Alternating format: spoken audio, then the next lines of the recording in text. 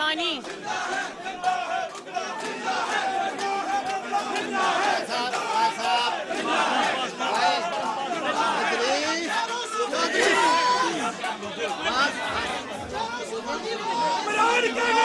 मेहरबानी।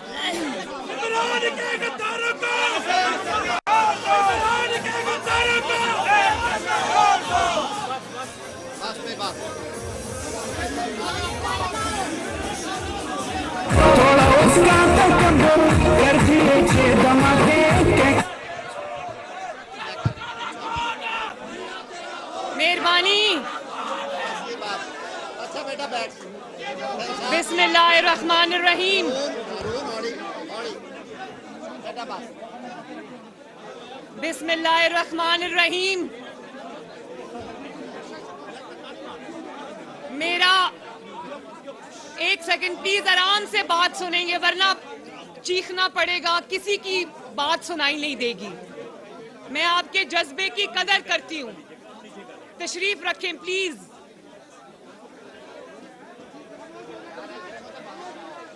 आवाज बंद करा दो ताकि बोलना मत।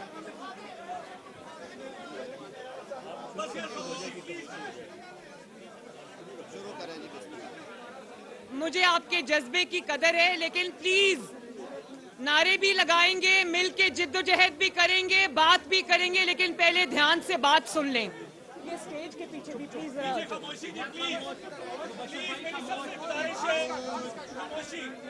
मेरे काले कोट वाले बहनों और भाइयों, मेरा फख्र हो आप लोग। आप सबको मेरी तरफ से अस्सलाम अलैकुम। मैं आज पाकिस्तान बनाने वालों के पास आई हूं, पाकिस्तान बचाने वालों के पास आई हूं, पाकिस्तान के आईन के मुहाफिजों के पास आई हूं, पाकिस्तान के कानून के मुहाफिजों के पास आई हूं, पाकिस्तान की सलामती के जामिन बहनों और भाइयों के पास आई हूं। और मैं आज इस कदर खुश हूं कि जिस जमात का इतना मुतहर्रिक, इतना जज्बा रखने वाला लॉयर्स विंग हो, उस जमात को कभी आंच नहीं आ सकती। और यकीन मानो, मुझे पता नहीं था कि काले कोट वाले मेरे बहनों, भाइयों और बुजुर्गों के साथ साथ मुस्लिम लीग नून के अंदर इतनी बड़ी तादाद काले कोट पहनने वाली बहनों की भी है, वो खड़ी है माशाल्लाह।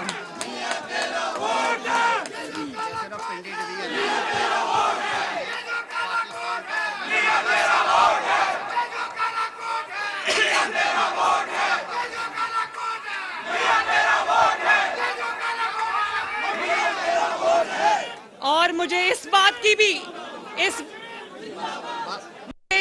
की भी खुशी है कि मुस्लिम लीग नून के पास आजम नजीर तारड़, राना सनाउल्लाह, अता तारड़, मोहसिन शाहनवाज रांझा, तलाल चौधरी, अनूशा रहमान जैसे वकला भी मौजूद हैं, दानियाल चौधरी जैसे वकला भी मौजूद हैं। और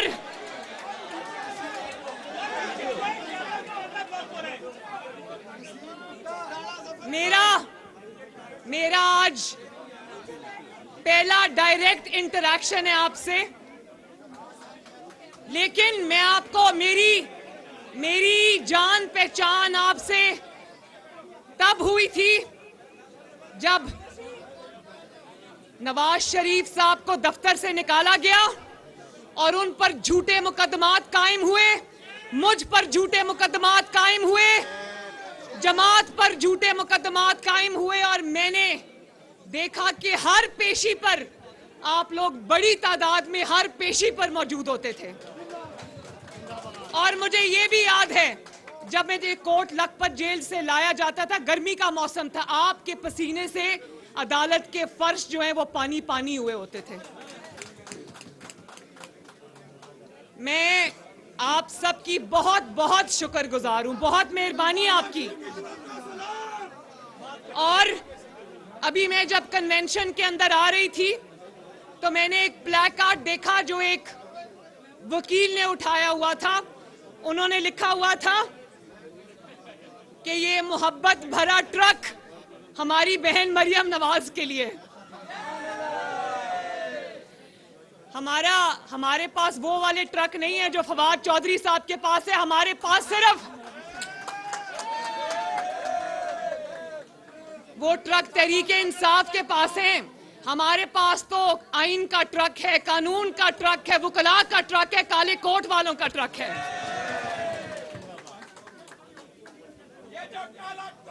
इस्माइल नो बाद में पाकिस्तान की, मेरे भाइयों, आप सबसे बेहतर ये बातें कोई नहीं जानता कि पाकिस्तान की 76 साल तारीख में 40 साल पाकिस्तान के अंदर आमरीत रही है। आमरीत क्यों रही है पाकिस्तान में?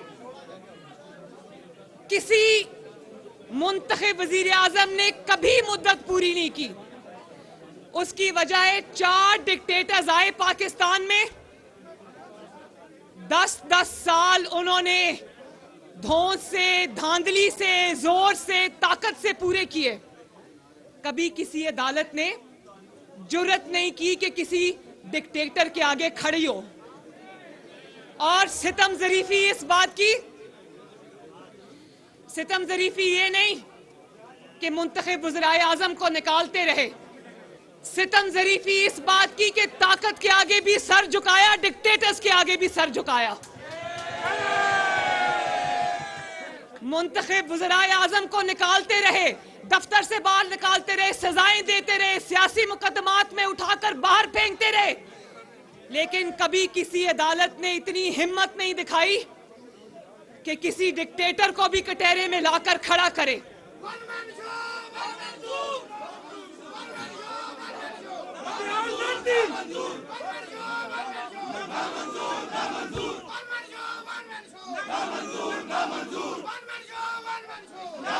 और सितम ज़रीफ़ी ये नहीं कि डिक्टेटर्स के आगे खड़े नहीं हुए, उनके आगे बंद नहीं बांधा। सितम ज़रीफ़ी ये कि उनको वैलिडेशन दी, उनको कहा डट के हुकूमत करे, कभी पीसीओ, कभी एलएफओ।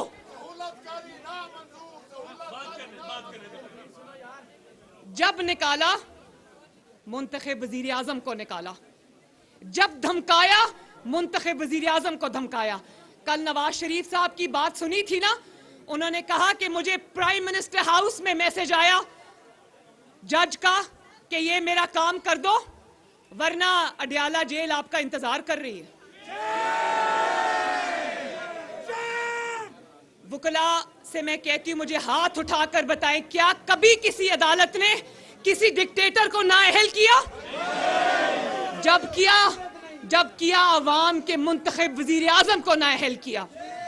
और जब वो पीसीओ और एलएफओ के नीचे हल्फ ले रहे होते थे, उस वक्त मुंतखब वज़ीर आज़म को हथकड़ियां लगाकर उसके हाथ सीट से बांधकर जहाज में अदालतों में ले जाया जाता था। आपका जोर सिर्फ अवाम के, आपका एक सेकंड बेटा, आपका जोर सिर्फ अवाम के वजीर आज़मों पे चलता है। कभी किसी ने देखा कि किसी डिक्टेटर को सिसिलियन माफिया का लक़ब मिले? कभी किसी डिक्टेटर को गॉड फादर का लक़ब मिला? तो मैं ये पूछना चाहती हूं कि ताकत आपने दवाम दिया डिक्टेटरशिप्स को, आपने कभी हिम्मत नहीं की डिक्टेटरशिप का रास्ता रोके। जब रोका मुंतखब वजीर आजम का रास्ता रोका, जमहूरियत का रास्ता रोका। डिक्टेटर्स को जब भी निकाला, वकला ने निकाला, अवाम ने निकाला।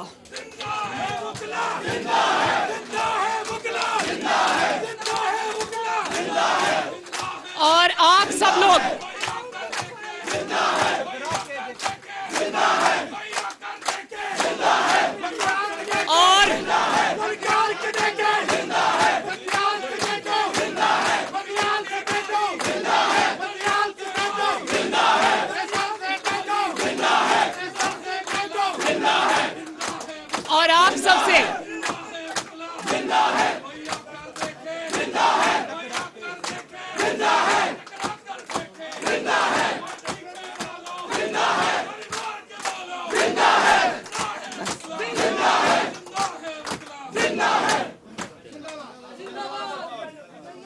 और आप सबसे बेहतर कौन जानता है, आप उस जिद्दोजहद में नवाज शरीफ और सियासी क़यादत के साथ शामिल रहे हैं। जब मुशर्रफ डिक्टेटर ने, अब वो अल्लाह ताला के पास चला गया है, तो वो मामला भी अल्लाह ताला के पास चला गया है। जब उस डिक्टेटर ने पाकिस्तान की सबसे बड़ी अदालत के चीफ जस्टिस को बालों से पकड़कर, बाल खींचकर घसीटा था शाराए दस्तूर के ऊपर, और with a stroke of pen 60 जजों को घर में भेज दिया। ना सिर्फ घर भेजा बल्कि घरों में कैद कर दिया, घरों में मैसूर कर दिया। तो उस वक्त वो जजेस को छुड़ाने कौन आया था? उस वक्त प्लीज एक मिनट, प्लीज नारेबाजी बाद में, प्लीज बात के अंदर तसलसल नहीं रहेगा तो बात नहीं हो सकेगी। उस वक्त भी अदलिया को एक डिक्टेटर के जुल्म से बचाने के लिए नवाज शरीफ एक अवामी वजीर आजम सामने आया, अवाम का नुमाइंदा सामने आया, और वकला ने साथ दिया और अदलिया बहाल हुई, जजेस बहाल हुए, अदल बहाल हुआ। तो मैं और आप ये देखें कि पाकिस्तान की तारीख में पहली मर्तबा एक जज ने जुर्रत की, अल्लाह ताला उसको करवट करवट जन्नत नसीब करे, सेठ वकार,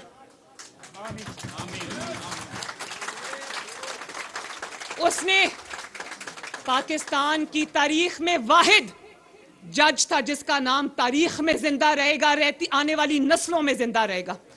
उसने जुर्रत की और मुशर्रफ को, डिक्टेटर को सजा सुनाई। फिर क्या हुआ?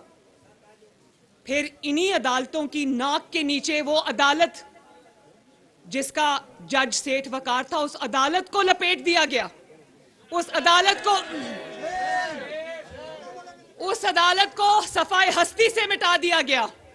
ये 1970 या 60 की बात नहीं करी, अभी चंद साल पहले की मैं बात कर रही हूं।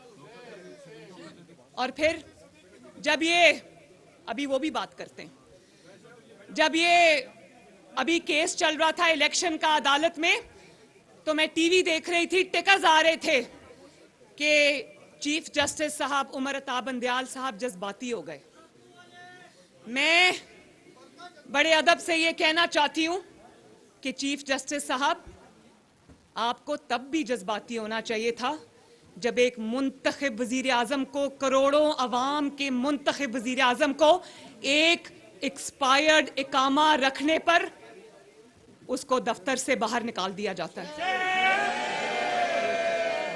आपको उस वक्त भी जज्बाती होना चाहिए था जब बाप का साथ देने पर, असूल का साथ देने पर, पाकिस्तान के आइन के लिए, कानून के लिए, जमहूरियत के लिए स्टैंड लेने पर लोगों की बहू बेटियों को उठाकर सजाए मौत की चक्कियों में फेंका जाता था। आपको तब भी जज्बाती होना चाहिए था जब राना सनाउल्लाह पर मंशियात का शर्मनाक केस बना,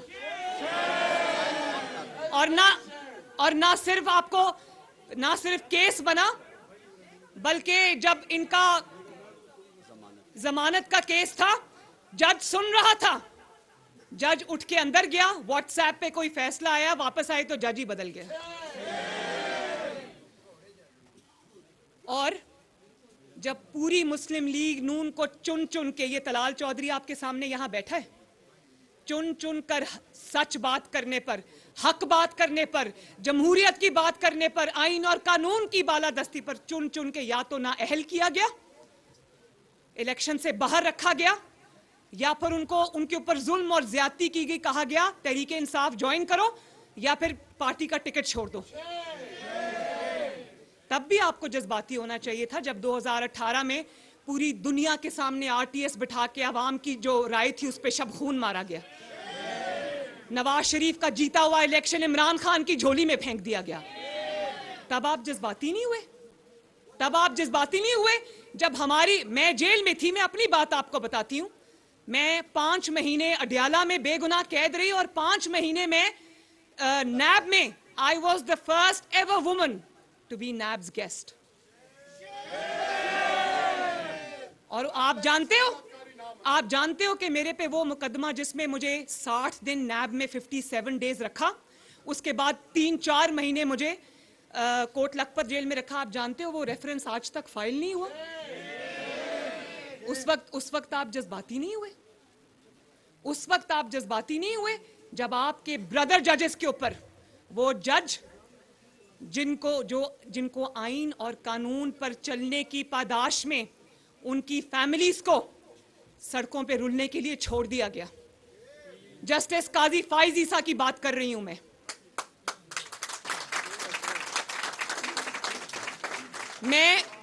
ना उनको जानती हूं ना उनकी वाइफ को जानती हूं, लेकिन पूरी कौम ने देखा कि क्योंकि वो एक हक और कानून पर चलने वाला जज था, कानून पे आइन पे चलने वाला जज था, वो इनके रास्ते की रुकावट था, वो इमरान खान के रास्ते की रुकावट था।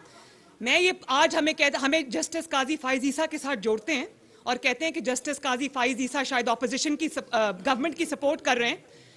तो जब जस्टिस काजी फाइज ईसा के खिलाफ रेफरेंस दायर हुआ था, उस वक्त तो हुकूमत इमरान खान की थी। बात यह कि आप क्वालिटी ऑफ जजेस देख लें, यहीं से आपको पूरा मुकदमा समझ आ जाएगा। जो 3-4 जजेस इमरान खान के साथ खड़े और वो बाकी अक्सरियत जो आइन के साथ और कानून के साथ खड़ी, आप उनकी क्वालिटी देख लें, आपको फर्क पता चल जाएगा हक पे कौन है और गलत बात कौन कर रहा है।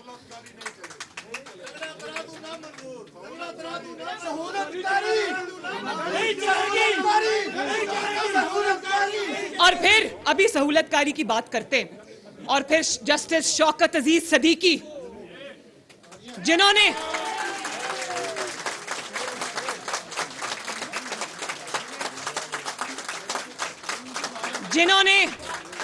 जनरल फैज के हाथों यरगमाल बनने से साफ इनकार कर दिया।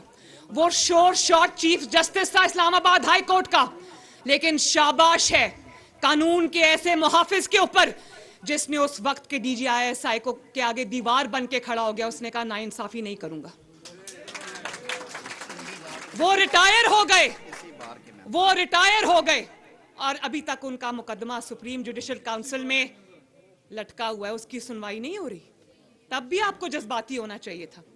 और चीफ जस्टिस साहब, मुझे बहुत अफसोस हुआ कि आपने ताना दिया जब पार्लियामेंटेरियंस खड़े होकर आइन और कानून की बात कर रहे थे, तो आपने ताना दिया कि कल तक जो जेलों में थे आज वो असेंबली में खड़े होकर तकरीरें कर रहे हैं। मैं आपको ये कहना चाहती हूं बड़े अदब से कि वो जेलों में इसलिए थे, जेलों में इसलिए थे क्योंकि आपका निजामे अदल उस वक्त जनरल फैज की मुट्ठी में था। वो जेलों में इसलिए थे कि जनरल फैज धमकाता था, डराता था जजेस को, उनकी वीडियोस दिखाता था और अपनी मनपसंद फैसले लेता था।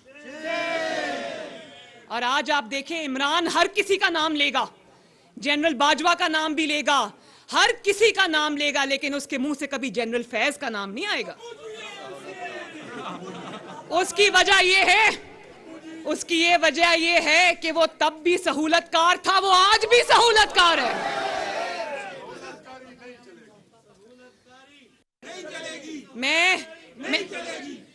मैं चीफ जस्टिस से ये कहना चाहती हूं कि आप जानते हैं, आप समझते हैं इस बात को कि किसी आइडियोलॉजी के लिए, किसी नजरिए के लिए, किसी असूल के लिए जेल जाना कितने बड़े फख्र की बात है।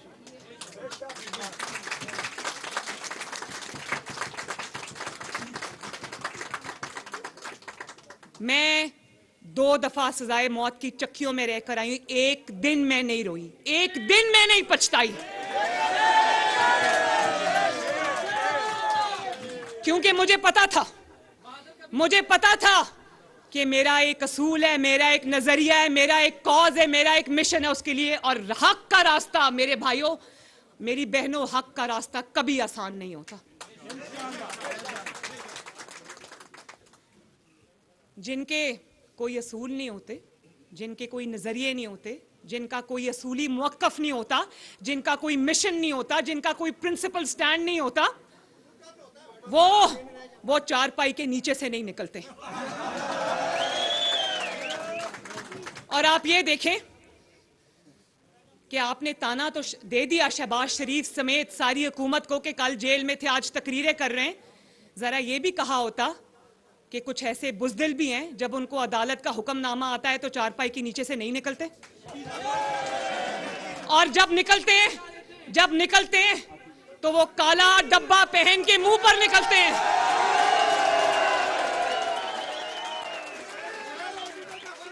वो जैसे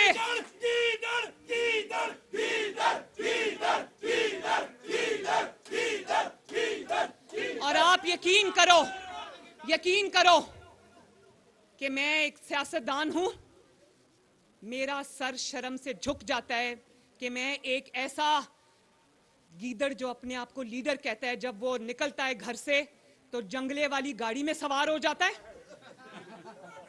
वहां से उतरकर मुंह पे काला डब्बा पहन लेता है। मेरे बच्चे कार्टून्स देखते थे, वो स्पंज बॉब स्क्वायर पैंट्स वाला।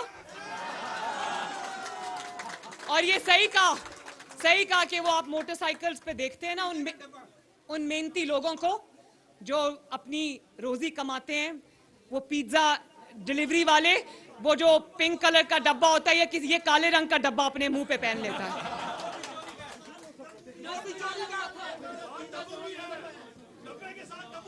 और चीफ जस्टिस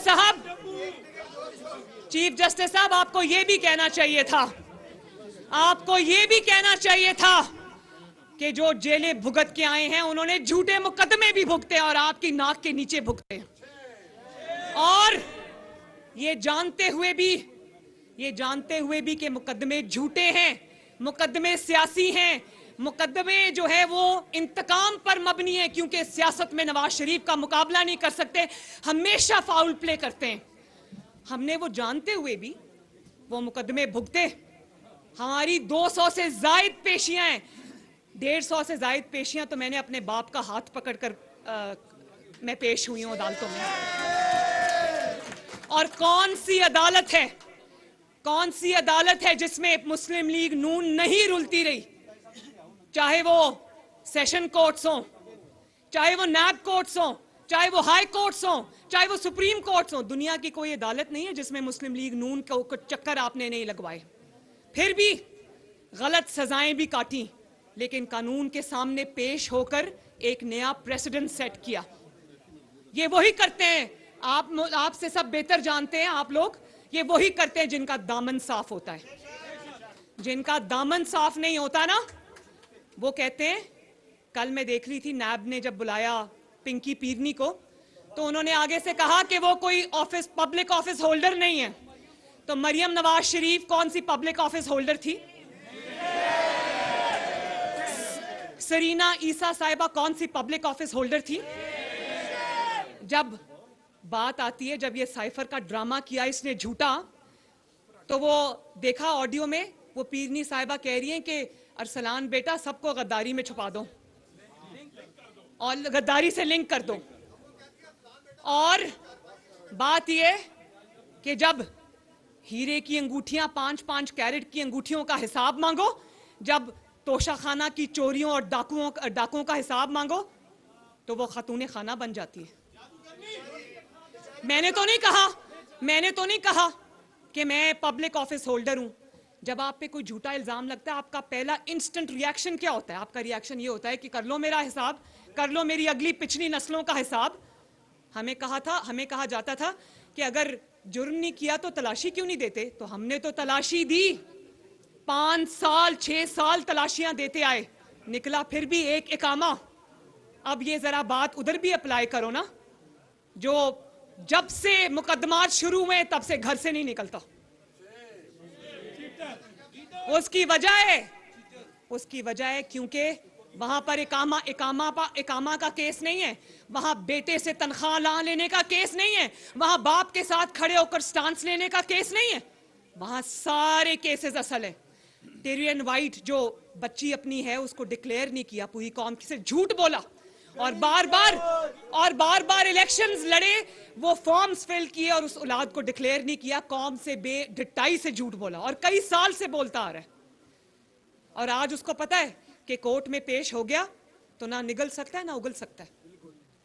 तुम्हारी जाती जिंदगी से मुझे कोई सरोकार नहीं, तुम अपनी जाती जिंदगी में जो भी करते हो मैं उस पर बात नहीं करती, लेकिन ये झूठ तुमने जाती जिंदगी में नहीं बोला, ये झूठ तुमने कौम से बोला है। इसका तो हिसाब होगा। अगर एक वजीर आजम को इकामा पे निकाला जा सकता है तो दूसरे वजीर आजम को या अगले जो एस्पिरेंट है उसको इतना बड़ा झूठ कौम से बोलने पर निकाला नहीं जाएगा। और फिर तोशा खाना का केस, लोगों को बाकी सब ने 75 साल में तोशा खाना के तोहफे कानून के मुताबिक खरीदे। ये पहला वजीर आजम है जिसने, ना सिर्फ उसने बल्कि उसकी घरवाली ने भी तोशा खाना के तोहफे जो है वो चोरी किए। और ना सिर्फ एक मिनट ना सिर्फ तोशा खाना के तोहफे चोरी किए बल्कि सऊदी अरबिया ने जो खाना काबा वाली घड़ी दी थी उसको जाके दुबई में बेच दिया और उसका पैसा प्रॉपर्टी टाइकून के जहाज में रखकर फरागोगी पाकिस्तान लेकर आई। वो पैसा कहां गया कोई नहीं जानता। और उसके बाद फॉरेन फंडिंग केस पे आ जाओ। आप सब जानते हो ईसीपी ने जो फैसला दिया उसका हर जो सफा है वो एविडेंस से, इररिफ्यूटेबल एविडेंस से भरा पड़ा है। तो अब पता चला है कि ये चारपाई के नीचे से क्यों नहीं निकलता। वरना अगर झूठे मुकदमे थे तो 2 दिन की बात है। ये तो अभी सहूलतकार अदलिया में बैठे हुए हैं, अभी सहूलतकार अदलिया में बैठे हुए हैं। अगर झूठे मुकदमे थे ना तो ये अदलिया 2 दिन में उड़ा के रख देती, कहती झूठे मुकदमे जाओ इमरान खान साहब आप बरी हो। बात यह है कि तुम भी जानते हो कि तुमने जुर्म किया है और तुम्हारे सहूलतकार भी जानते हैं कि तुमने जुर्म किया है। तुम भी जानते हो कि तुम मुजरिम हो, ये जुडिशरी भी जानती है कि तुम मुजरिम हो। और एक नया हमने तरीका देखा, चुटकी बजाओ और जमानत लो। एक ही झटके में 12 केसेस में जमानतें। और मुझे वो वक्त याद है कि 4 महीने की जेल के बाद, 6 महीने की जेल के बाद, साल की जेल के बाद, 2 साल की जेल के बाद हमारा बेंच बनता था और उम्मीद जागती थी कि शायद आज बेल मिल जाए। और रात को खबर जेल के सेल में ये मिलती थी कि बेंच टूट गया 3 हफ्ते के लिए। और आप देखो कि अल्लाह ताला का कितना फजल है। मैं हमेशा वो शेर पढ़ती हूँ, जिस हद से कोई मक्तल में गया वो शान सलामत रहती है। ये जान तो आनी जानी है, इस जान की कोई बात नहीं। मैं जब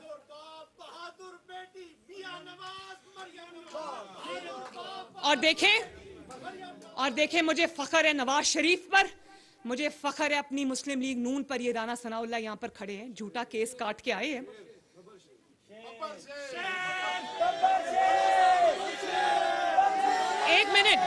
एक मिनट राना सनाउल्लाह साहब को कहा गया कि इनकी वाइफ ने शायद इनको पूछा कि इतना गर्मी का मौसम है तो आपने मौजे क्यों पहने हुए हैं। तो उन्होंने कहा कि वो जमीन पे सुलाते हैं, वो चूंटियां इतनी होती हैं, वो कभी कान में चली जाती हैं, कभी जिस्म पे काट लेती हैं। लेकिन बात ये नहीं है, बात ये है कि 2 साल की जेल के बाद, 6 माह की जेल के बाद, झूठे मुकदमों में इंतकाम भुगतने के बाद, सियासी इंतकाम भुगतने के बाद जब बाहर आते थे तो हंसते हुए बाहर आते थे। ये इनको 2 घंटे में जमानतें मिल रही हैं, लेकिन एक दूसरे के गले लग के रो रहे हैं। टीवी प्रोग्राम्स पे रो रहे हैं। तुम तो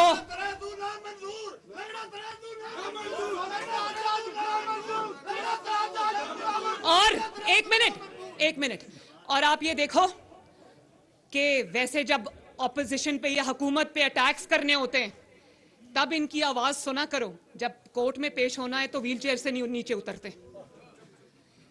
और मैं 5 साल बीमार रही, 5 साल, मगर मैंने आज तक किसी को नहीं कहा कि मैं बीमार हूं, मुझे प्लीज जेल से बाहर निकालो या मुझे जमानत दो।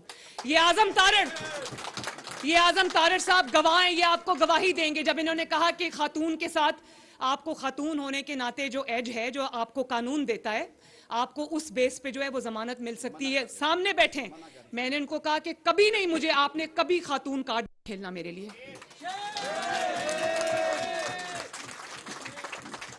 और आज भी मुझे डराते हैं कि तुम सीधी बात करती हो, वो हजम नहीं होती लोगों को, तो तुम्हारे पे कंटेम्प्ट लग जाएगी। तो मैं कहती हूं कि कंटेम्प्ट लगती है तो लगा दो। उस रिस्क से मौत अच्छी जिस रिस्क से आती हो परवाज में कोताही। और बस और मैं ये कहना चाहती हूं कि मैं तो तब नाअहल हो गई थी जब मैंने अभी कभी किसी लोकल बॉडीज का इलेक्शन भी नहीं लड़ा था, और 5 साल में नाअहल रही, 6 साल में नाअहल रही। तो नाअहली से उसको डराते हो जो 6 साल झूठी नाअहली भुगत के आई है, जेल काट के आई है। नाअहली से मत डराओ हमें। तुम्हें शायद ना वो मुंह पे काला डब्बा डाल के घूमने वाले बुज़दिलों की आदत हो गई है।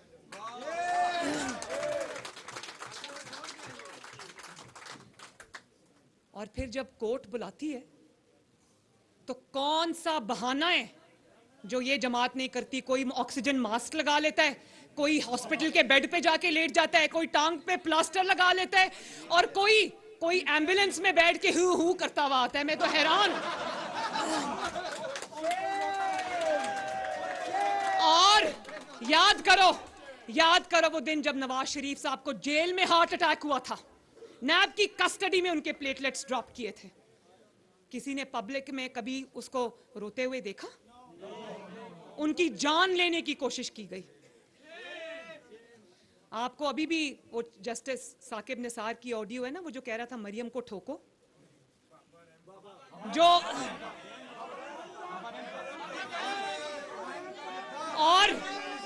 और तहरीके इंसाफ के वकील ख्वाजा तारिक रहीम को कह रहा है कि जब मरियम के खिलाफ कोई धमाका करो तो मुझे पहले बता देना।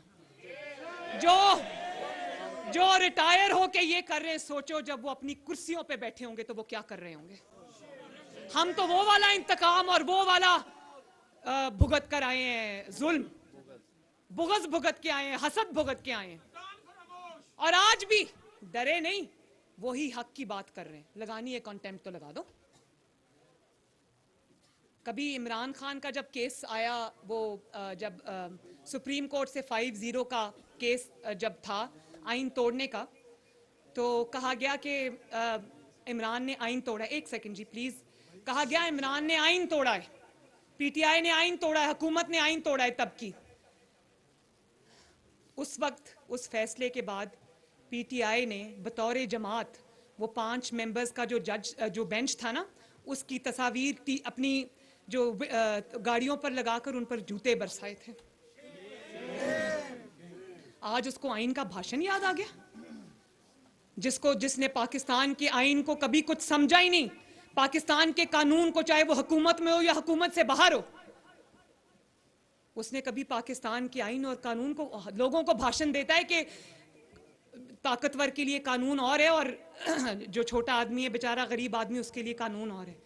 तो छोटा आदमी गरीब आदमी तो फांसी चढ़ जाता है। आज पता चला है कि ताकतवर सिसिलियन माफिया क्या होता है। पूरी हुकूमत, पूरी जो स्टेट है, पूरी जो निज़ाम अदल है, वो उस कोशिश कर रही है कि वो कोर्ट में पेश हो जाए, वो कोर्ट में पेश होके नहीं देता। और फिर जब जाता है तो जत्थे लेकर जाता है। वो जो जंगला गाड़ी बनवा ली है ना, उसके जंगले के ऊपर लोग खड़े होते हैं जिन्होंने क्लाशनिकोव पकड़ी होती है, उस तरह वो कोर्ट में जाता है। मुझे ये बताएं कि पाकिस्तान की जितनी भी सियासी जमातें, चाहे वो मुस्लिम लीग नून हो या वो पीपल्स पार्टी हो या JUIF हो या कोई भी जमात हो, मुझे बताएं जत्थे किस जमात के पास नहीं है? कौन जत्थे लेकर अदालतों पे नहीं जा सकता? सब जा सकते हैं। लेकिन आप यकीन करो, जिस तरह ये ईवल नेक्सस सोचता है, हम तो सोच ही नहीं सकते। हम तो हमेशा आइन की बात करते रह जाते हैं, कानून की बात करते रह जाते हैं। और अगर चीफ जस्टिस साहब यही प्रेसिडेंट सेट होना है कि जज ज़ेबा मैं तुम्हें छोड़ूंगा नहीं, आपकी तस्वीर पे इसने जूते बरसाए, अगर यही प्रेसिडेंट सेट होना है तो फिर आने वाले वक्तों में इसको आपको बर्दाश्त करना पड़ेगा। हर कोई यही करेगा फिर।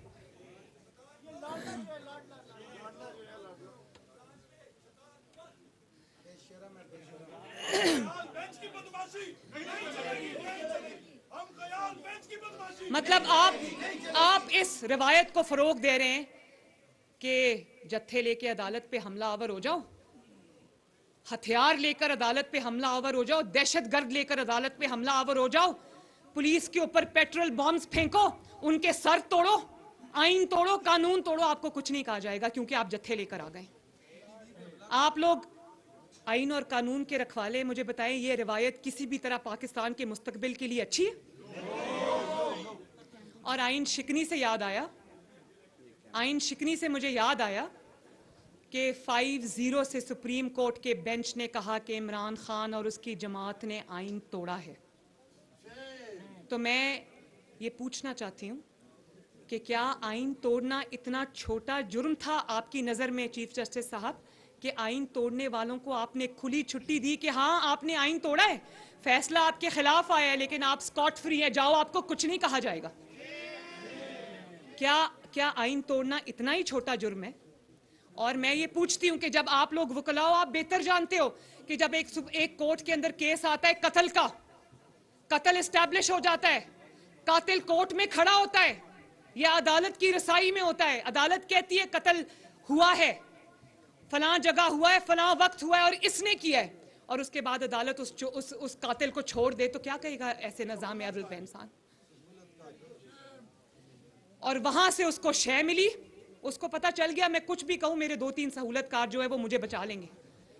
और आप देखो लॉन्ग मार्च जब हुआ, लॉन्ग मार्च में इन्हीं चीफ जस्टिस साहब ने फरमाया कि शारा दस्तूर पर इमरान लॉन्ग मार्च लेकर नहीं आएगा, वो आया, उसने डिफाई किया, और फिर चीफ जस्टिस साहब ने फरमाया हो सकता है इमरान को इतला ना मिली हो। पूरी दुनिया पिछले दिन टीवी पे देख रही थी कि वो पूरी दुनिया के सामने ट्रक पे चढ़ के कह रहा था कि हाँ चीफ जस्टिस साहब ने इजाजत दे दी, हम जा सकते हैं शारा दस्तूर पर, झूठ बोल रहा था। और अगले दिन आपने अदालत में कहा कि हो सकता है उसको इतला ना मिली हो। और उसके बाद जब वो आए, उनका लॉन्ग मार्च नाकाम हो गया, उसका गुस्सा उन्होंने इस्लामाबाद की ग्रीन बेल्ट्स पे निकाला, इस्लामाबाद की मेट्रो पे निकाला, वहां आगे लगा दी। जब ये वीडियोस सुप्रीम कोर्ट में पेश की गई तो अता बंदयाल साहब ने फरमाया हो सकता है आंसू गैस की वजह से ग्रीन बेल्ट्स में आग लग गई हो। लोग दम बखूद रह गए, दांतों में लोगों ने उंगलियां दबा ली। कभी किसी ने ये देखा नहीं, कभी किसी ने ये सुना नहीं। आपने खुद उस आईन तोड़ने वाले दहशतगर्द को आपने हौसला बढ़ाया, उसको तकवीयत दी, और आज वो पूरे मुल्क में फितना और इंतशार पैदा कर रहा है। अगर आपने तब इस फितना और इंतशार और फॉरेन फंडेड फितने का रास्ता रोका होता तो आज पाकिस्तान तरक्की कर रहा होता, पाकिस्तान में ये सब कुछ ना हो रहा होता। बात सिर्फ इतनी है कि क्योंकि मुकदमात असली हैं तो कहीं लाडले को सजा ना हो जाए, कहीं फॉरेन फंडिंग पे सजा ना हो जाए, कहीं तोशा खाना की उस पे सजा ना हो जाए, चोरी पे, कहीं टिरियन खान वाले मुकदमे में सजा ना हो जाए। बात सिर्फ इतनी है कि क्योंकि इमरान ने और सहूलतकारों ने एक टाइमलाइन रखी हुई है कि क्योंकि सितंबर में नया चीफ जस्टिस आना है, उससे पहले जो सहूलतकारी करनी है कर लो। तो ये पूरी कौम ये तमाशा देख रही है, पूरी कौम ये तमाशा देख रही है। और आप किस शख्स को वापस लाना चाहते हैं? मैं पूछना चाहती हूं। जो शख्स 4 साल जब उसको इक्तदार मिला, उसके दिन रात उसका टोटल विजन ये था, दिन रात उसके इसी बात पे सोचते सोचते गुजरते थे, किसी का पंखा कब उतारना है, किसी का बिजली का बल्ब कब उतारना है, किसी का एसी कब बंद करना है। वो इंतकाम में अंधा शख्स, दिमागी तौर पे मजूर शख्स, कम ज़र्फ आदमी, जिसने आज आप कहते हो महंगाई है, आटे की लाइनें लगी हुई हैं, आटे के लिए लाइनें नहीं लगी हुई, फ्री आटा लेने के लिए लाइनें लगी हुई हैं।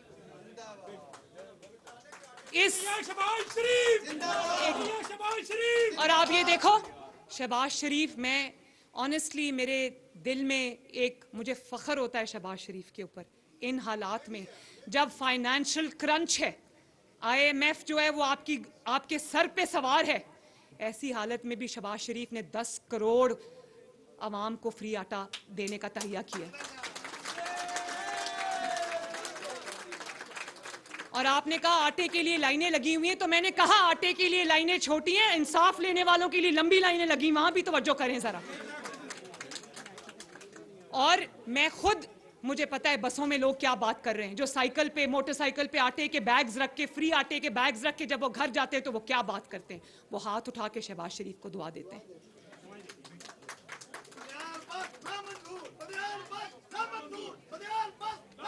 नहीं, और आप किसको लाना चाहते हैं जिसने 4 साल अपनी नाअहली, नालायकी और इंतकाम ज़दा सोच से पाकिस्तान की मईशत तबाह की, पूरी दुनिया के मुल्कों से पाकिस्तान को लड़ा दिया, IMF के हाथों पाकिस्तान को गिरवी रख दिया, जिसने KPK में तो सत्यानाश किया ही किया। 10 साल से KPK में कोई नया हॉस्पिटल, कोई नई सड़क नहीं बनी। अगर बनी तो उन लोगों की तकदीर बनी जो PTI के मिनिस्टर्स थे KPK के अंदर। होशरुबा दास्ताने करप्शन के स्कैंडल्स की, मालम जब्बा, BRT, वो बिलियन ट्री सुनामी जो आज तक किसी ने देखी नहीं, और वहां पर गजब खुदा का कि वहां एहतसाब के सारे जो इदारे थे उनको ताला लगा दिया 5 साल। वहां तो बेड़ा गर्क किया। पंजाब में भी 3 का गैंग, वो फराग होगी, पिंकी पीरनी और बुजदार को मुसल्लत कर दिया पंजाब के 12 करोड़ अवाम के ऊपर। मैं तो कहती हूँ, और वो क्या करते रहे, नवाज शरीफ CPEC बनाता रहा, चाइना पाकिस्तान इकोनॉमिक कॉरिडोर, वो GPEC, Gogi Pinky economic corridor बनाते रहे। और वो पंजाब के अंदर तबादलों के, अपॉइंटमेंट्स के करोड़ों रुपए ईंटती रही, और आज वो घरेलू खातून है। वो पूरा नेक्सस था, लाहौर से पैसा चलता था, बनीगाला जाता था, कहां जाता था किसी को पता नहीं।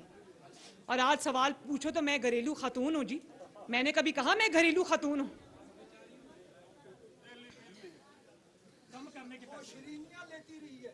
हीरो और प्लॉटों का पूछो तो घरेलू खातून बन जाती है। और फिर 2017-18 में साकिब निसार, जनरल फैज हमीद, सबसे बड़ा मुजरिम जानते हो कौन है?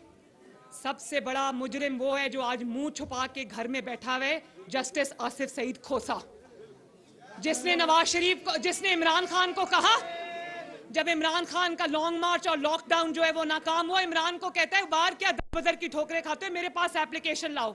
और फिर पूरी दुनिया ने देखा कि उसने एक इकामा पर नवाज शरीफ को निकाला। तुम चुप करके बैठ जाओगे आसिफ खोसा, इसका यह मतलब नहीं कि कौम को तुम्हारे जराइम का पता नहीं है। और जो किरदार 2017 और 18 में साकिब निसार, आसिफ सईद खोसा और जनरल फैज हमीद ने अंजाम दिया, आज वही सहूलतकारी इस बेंच ने अपने जिम्मे ले ली है।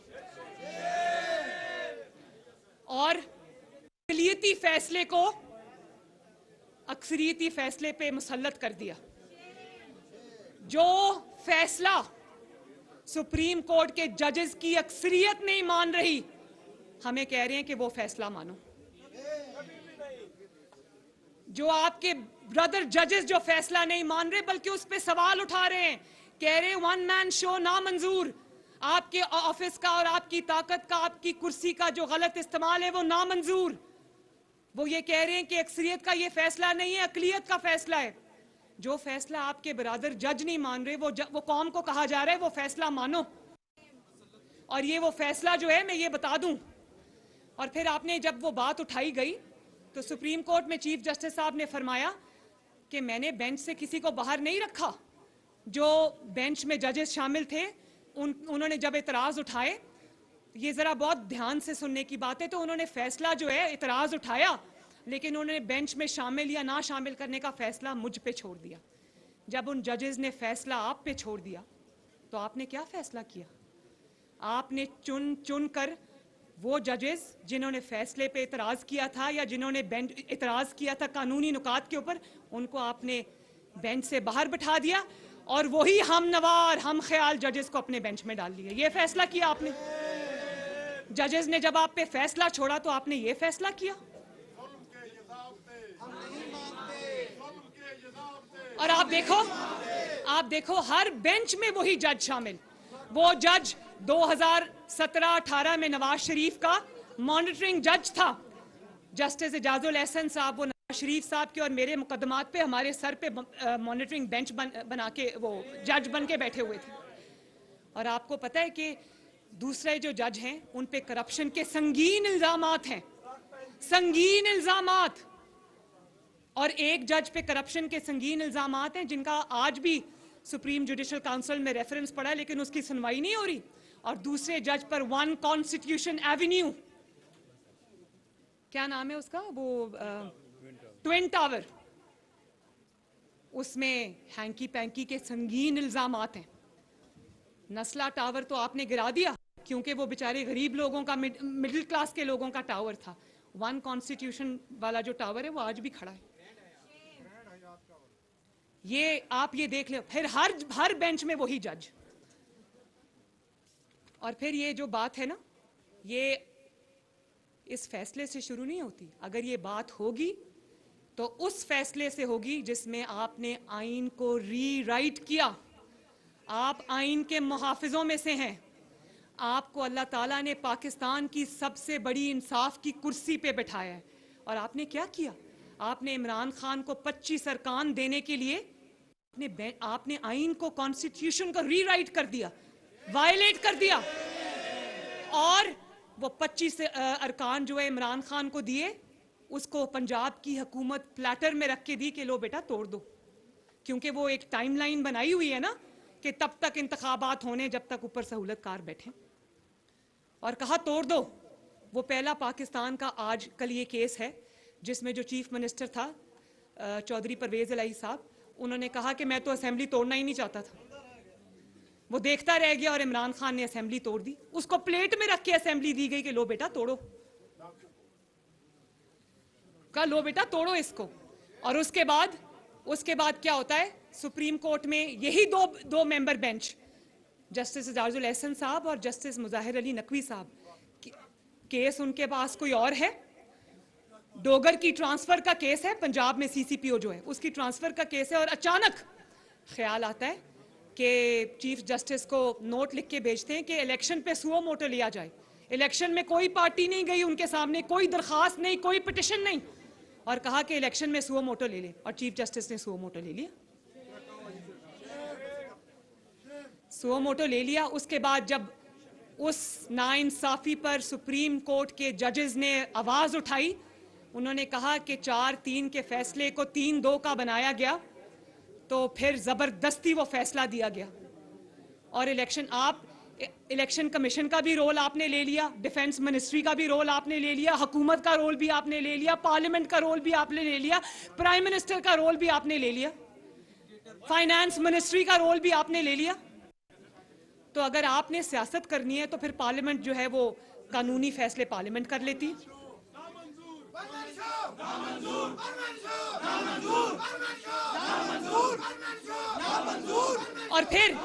और फिर आपने कहा कि सियासी जमातें आपस में मशावरत कर लें।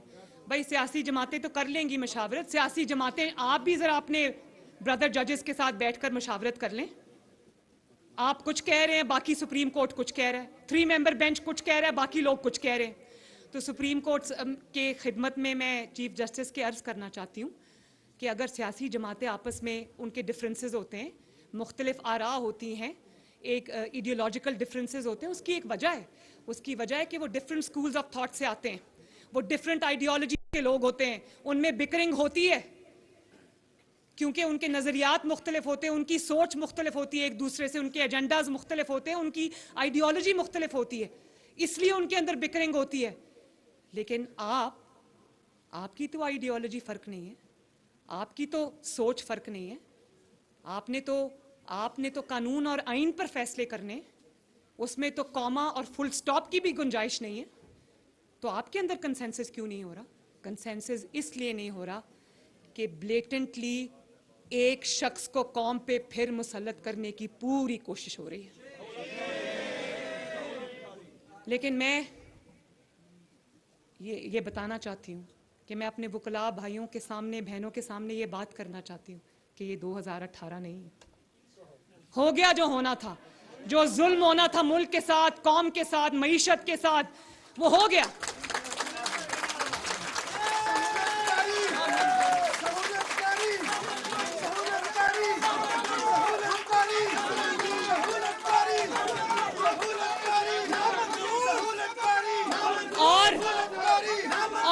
मिनट और एक मिनट और जो आइन का इतलाक पंजाब पे होता है उसी आइन का इतलाक खैबर पख्तूनख्वा के इलेक्शंस में क्यों नहीं होता?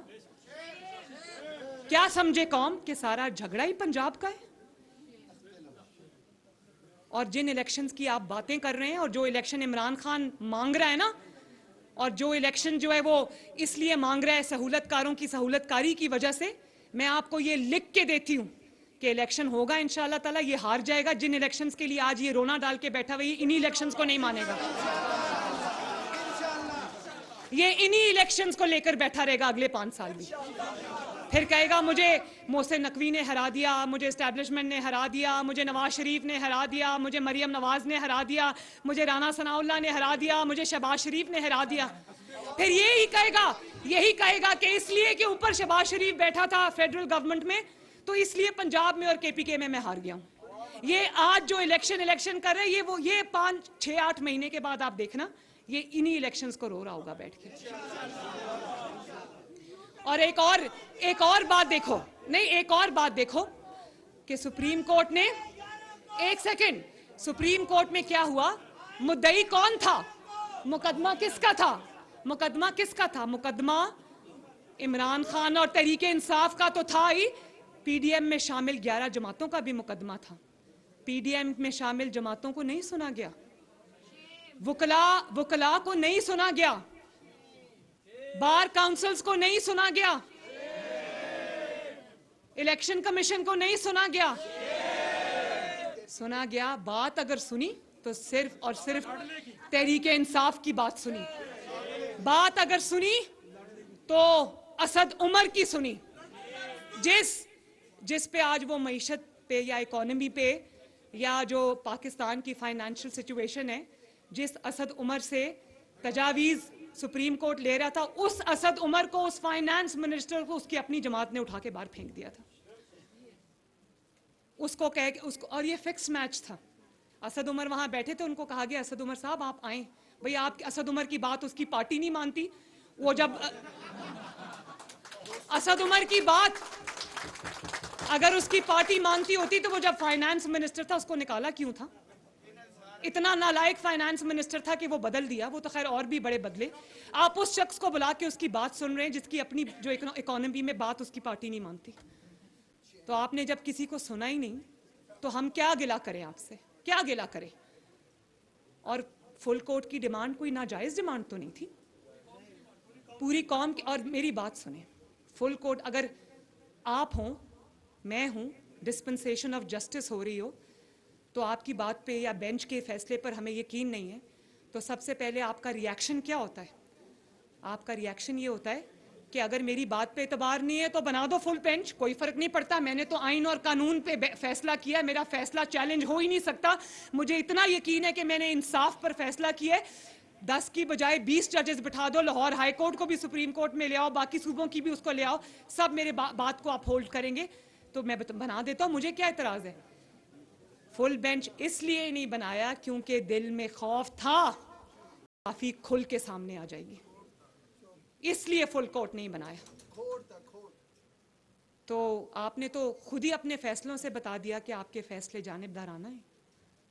हम नहीं कह रहे, आपके अपने फैसले बोल रहे हैं। और फिर हमें कहते हैं कि कंटेम्प्ट लग जाएगी।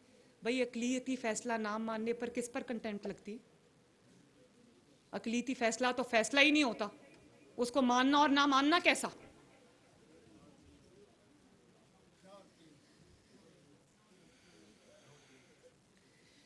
और मैं जब कहती हूं ये क्या हो गया? माइक को जरा देखें।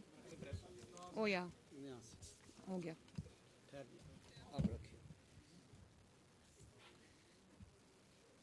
क्या चीफ जस्टिस को सुओ मोटो इनकी ऑडियो लीक्स पे नहीं लेना चाहिए था? अदलिया की सबसे बड़ी तारीख में तौहीन तब हुई जब फवाद चौधरी की ऑडियो सामने आई जिसमें उसने कहा कि कोर्ट के बाहर ट्रक खड़ा हुआ है। ट्रक क्या होता है?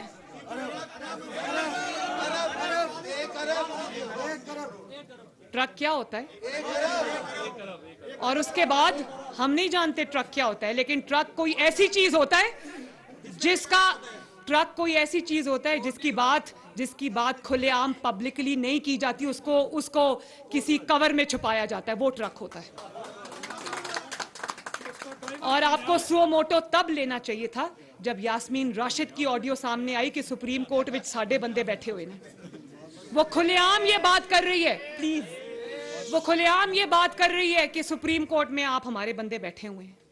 आपको सुओ मोटो तब लेना चाहिए था जब चौधरी परवेज इलाही की ऑडियो सामने आई, जो जस्टिस मुजाहिर अली नकवी से मुलाकात के लिए जा रहे थे और जिन्होंने कहा कि मेरा केस जस्टिस मुजाहिर अली नकवी के आगे लगाओ क्योंकि वो साडा बंदा है। और उसके बाद आपने जब बात की उन ऑडियो लीक्स की, तो आपने इन बातों को टच ही नहीं किया कि ऑडियो लीक्स में कहा क्या जा रहा है। कौम वो इंसाफ देखना चाहती थी। आपको चाहिए था कि उन जजेस को कहते कि स्टेप असाइड करें, जब तक आपके मुकदमात का और संगीन इल्जामात का फैसला नहीं होगा ये कोर्ट आगे नहीं चलेगी। अदलिया की इज्जत जो है वो उसकी सेल्फ अकाउंटेबिलिटी से होती है। सेल्फ अकाउंटेबिलिटी करनी चाहिए, इंट्रोस्पेक्शन करनी चाहिए। अदलिया की जो इज्जत है वो धौंस और धमकी से नहीं होती कि कंटेम्प्ट लग जाएगी इसलिए इज्जत करो। अदलिया की जो इज्जत होती है वो इसलिए होती है कि अदलिया के फैसलों में इंसाफ हो।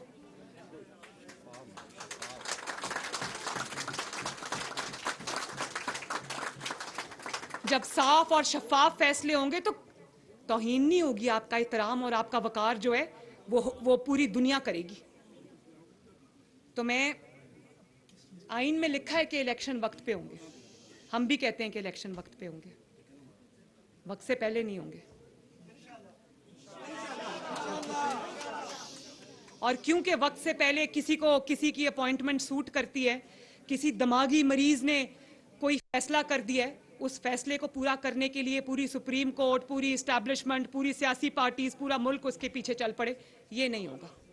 जिसका ट्रैक रिकॉर्ड सिर्फ इंतशार है, फितना है, पाकिस्तान में जो अनरेस्ट है वो फैलाना, जिसका एजेंडा यही है, उसके कहने पर पाकिस्तान की कोई चीज नहीं लेगी, कर लो जो करना है।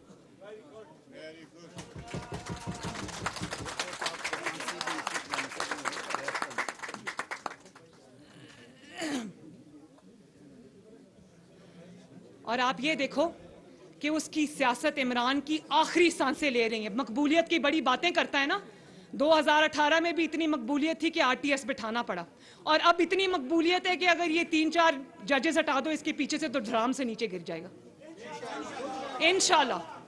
जो मकबूल लोग होते हैं उनको 3-4 जजेस की सहूलतकारी की जरूरत नहीं पड़ती, उनको जनरल फैज की जरूरत नहीं पड़ती, उनको जनरल बाजवा की जरूरत नहीं पड़ती, उनको साकिब निसार की जरूरत नहीं पड़ती। वो हम लोग इलेक्ट होकर आते हैं, इलेक्शन से नहीं डरते, यहां तक इलेक्ट होकर पहुंचे हैं। फिक्र उसको करनी चाहिए जिसको अगर कोई सिलेक्ट नहीं करेगा तो उसकी सियासत खत्म है। मुस्लिम लीग नून आपके सामने खड़ी है, पूरी तैयारी करेंगे इंतखाबात की, लेकिन इंतखाबात अपने वक्त पे होने चाहिए। और सेल्फ अकाउंटेबिलिटी, खुद एहतसाबी एक बहुत अच्छी बात है, इंट्रोस्पेक्शन एक बहुत अच्छी बात है। आपको अपना नाम उन जजेस में लिखवाना चाहिए जिनका नाम आज भी वो रिटायर हो गए हैं, चाहे वो जस्टिस नासरुल मुल्क हो या नाजिम सदीकी हो, तसद्दुक जिलानी हो या सऊद जमान सदीकी हो, आज भी उनका नाम कोई लेता है तो इज्जत से लेता है।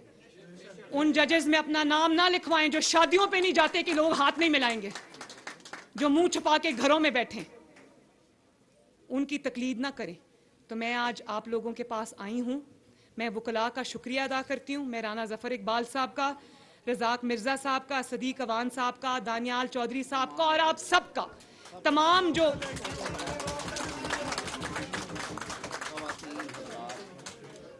मैं आप सबका तहे दिल से शुक्रिया अदा करती हूँ। और मैं आपको ये कहना चाहती हूँ कि जब तक पाकिस्तान में इंसाफ का निजाम ठीक नहीं हो जाता, मैं चाहती हूं कि आप मेरे शाना बशाना मिलकर चलें।